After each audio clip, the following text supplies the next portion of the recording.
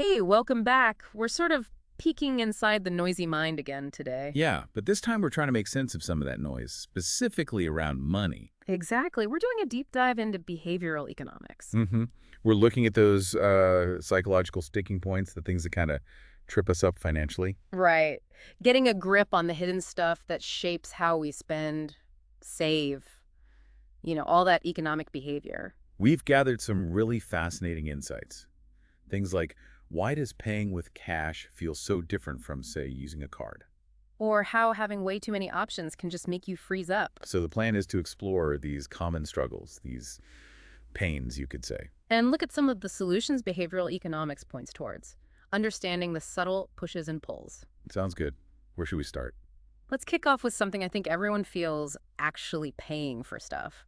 One source calls it the pain of paying. Ah, yes, the pain of paying. It's that psychological discomfort you feel when money leaves your hands or your account. It's not just about the amount either, is it? No, not always.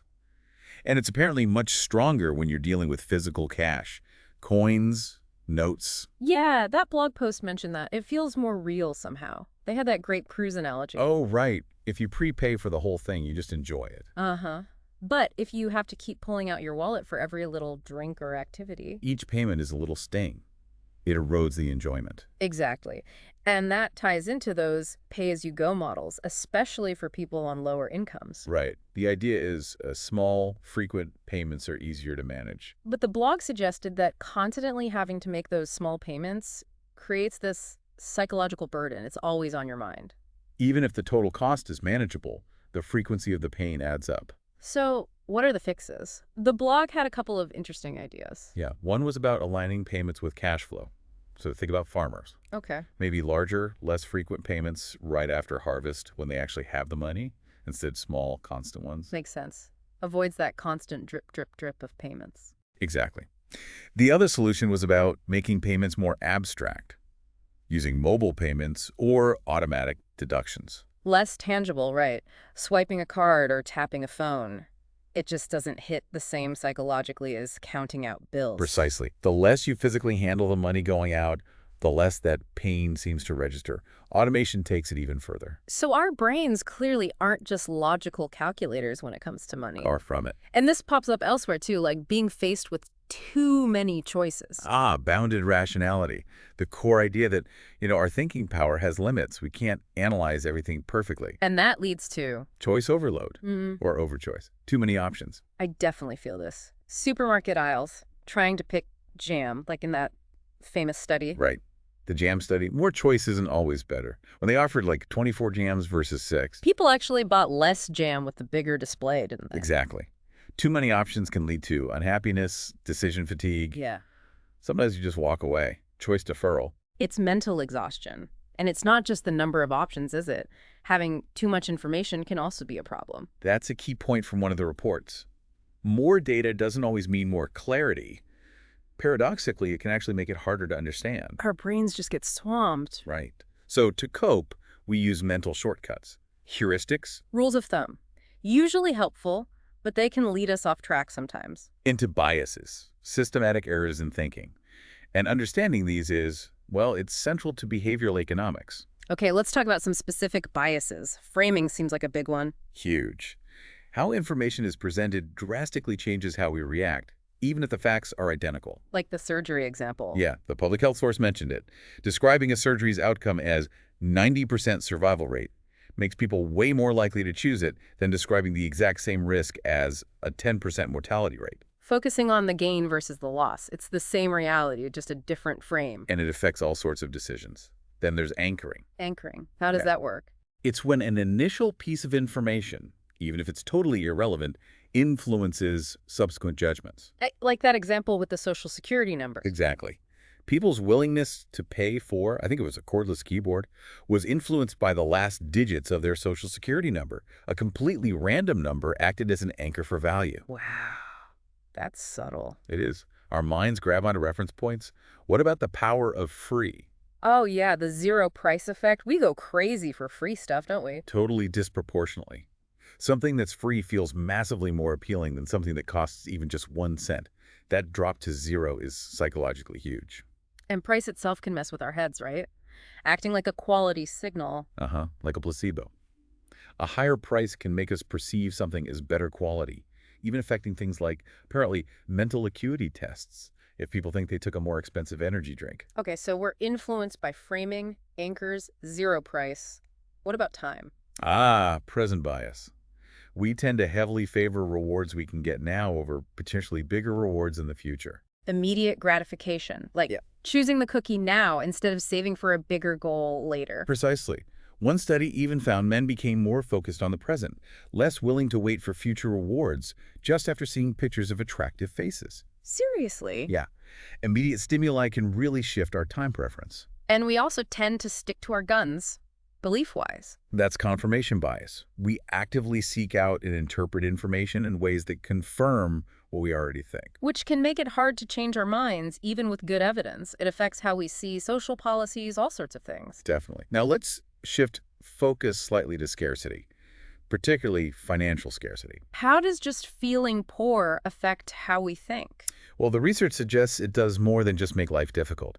It actually narrows our mental focus, creates a sort of tunnel vision. Tunnel vision. Yeah, you become hyper-focused on immediate needs, urgent problems, which makes sense for survival, but It crowds out other things, like long-term planning. exactly. And it can actually reduce cognitive function, what researchers call fluid intelligence, Yeah. our ability to reason and solve novel problems. Is that where the sugarcane farmers study comes in? Yes. Farmers perform significantly worse on cognitive tests before harvest, when they were cash poor, compared to after harvest, when they'd been paid. So the financial strain itself was like a cognitive burden. It seems so. It consumes mental bandwidth. Think about firefighters, too. They perform worse on cognitive tests after a demanding call. Scarcity of cognitive resources. And this affects work, too. Yeah, another study found financial worries reduce productivity among factory workers in India. The stress impacts performance. It sounds quite bleak, but is there anything positive? Well, yes, feeling powerless, which often accompanies poverty, can impair judgment. But interventions like self-affirmation, basically, reminding people of their strengths and values, have been shown to improve executive control, even for people facing tough circumstances. So mindset matters. Which leads us to how this stuff gets used in the real world, like in social policy. Right. Understanding these behavioral bottlenecks is crucial for designing programs that actually work. How so? Well, take things like getting incarcerated parents to apply for child support modifications. Low response rates are common. Okay. Applying behavioral insights, simplifying forms, sending timely reminders, maybe framing the request differently can significantly boost engagement. Making it easier for people to do the beneficial thing. Exactly. Or helping people stick with job search activities. Or even tweaking the messaging on a domestic violence hotline to encourage more callers. It's about understanding the client's perspective, the hurdles they face. But it's not all just individual psychology, is it? The social context matters, too. Hugely important point. One source really emphasizes this. Our cultures, identities, relationships. They're massive drivers of behavior. So these universal biases might not be so universal after all. Maybe not entirely, or at least they're heavily shaped by context. The thinking is shifting toward understanding how societies shape our mental toolkit of habits and heuristics. Culture influences the tools we use to make decisions. You got it. And organizations like the Behavioral Insights team are looking at this, incorporating social drivers into work on things like preventing violence against women or building social connections. It adds another layer of complexity. It does. Which brings us to some challenges. Behavioral science isn't a magic bullet. No. What are the issues? Well, there's the replication crisis that's affected psychology generally. Can we consistently reproduce the results of these studies? Right. And uncertainty about how effective nudges really are in the long run, or if they have side effects. Exactly. And then there's publication bias. Only publishing the studies that show a significant effect. Pretty much. Which can make interventions look much more effective on average than they might actually be when tested in the real world by, say, government nudge units. Meta-analyses are trying to correct for this. So we need better research practices, like pre-registering studies. Definitely. More transparency, open science, and really careful cost-benefit analysis before rolling things out widely. And there's also a critique about the whole focus on biases, isn't there? Yeah, some argue behavioral economics focuses too much on finding flaws in our thinking without fully appreciating why those ways of thinking might have evolved or why they might be perfectly rational in certain environments.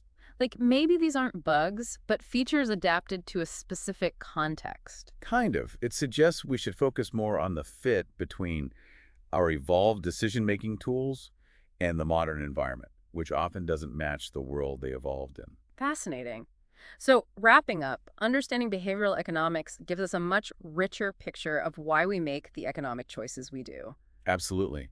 It highlights the psychological factors, the biases, the environmental influences. It's not just about pure logic. And it offers pathways for positive change, both for ourselves and for designing better systems. Hopefully, yeah.